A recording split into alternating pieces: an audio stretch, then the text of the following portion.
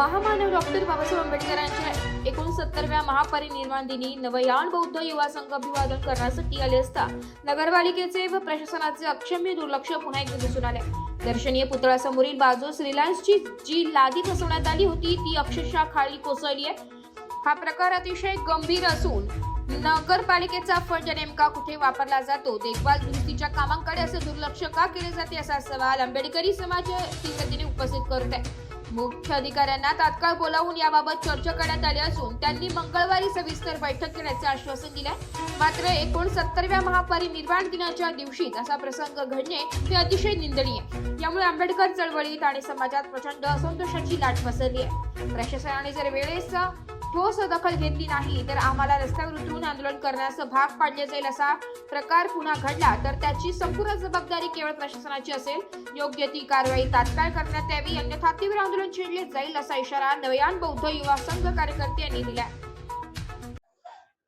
खऱ्या अर्थानं आज आपण पाहिलं असेल की या ठिकाणी ज्यावेळेला आम्ही अभिवादन करण्यासाठी या ठिकाणी आलो त्यावेळेला नगरपालिकेचं प्रशासनाचं अक्षम्य दुर्लक्ष या ठिकाणी खऱ्या अर्थानं आम्हाला पाहायला मिळालेलं आहे। कारण ह्या चुका अतिशय वारंवार होताना दिसत आहेत। एकंदरीत जर बोलायचं झालं तर जो आपण दर्शनी भाग जर पाहिला त्याच्या समोरचा आपल्या लक्षात येईल की जो ग्रेनाइटची जी काही लादी आहे ती लादी अक्षरशः खाली पडलेली आहे।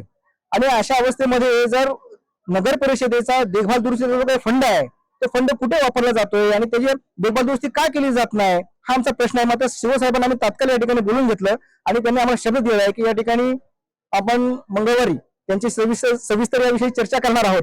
परंतु आंबेडकरी चळवळीमध्ये आंबेडकरी समाजामध्ये संपूर्ण असंतोषाची लाट या ठिकाणी पसरलेली आहे। कारण 69व्या महापरिनिर्वाण दिनानिमित्त जर हा असा प्रसंग घडत असेल तर निश्चितपणे हे निंदनीय आहे। याचा मी जाहीर निषेध करतो आणि प्रशासनाने याची वेळेत दखल घेतली नाही तर मात्र आम्हाला रस्त्यावर उतरावं लागेल आणि योग्य ते कारवाई करावी लागेल। जर हे सातत्याने होत राहिलं तर त्याचे परिणाम वाईट होतील हे आम्ही या ठिकाणी ठणकावून तुम्हाला सांगत आहोत। आणि जर ही याची पुनरावृत्ती पुन्हा घडली तर मात्र आंबेडकरी चळवळ रस्त्यात उतरेल आणि मग जो काही परिणाम होईल त्याला सर्वस्व जबाबदार प्रशासन या ठिकाणी मी आपल्याला सांगू इच्छितो। न्यूजसाठी कोकण विभागीय संपादक निलेश लोखंडे, महाराष्ट्र।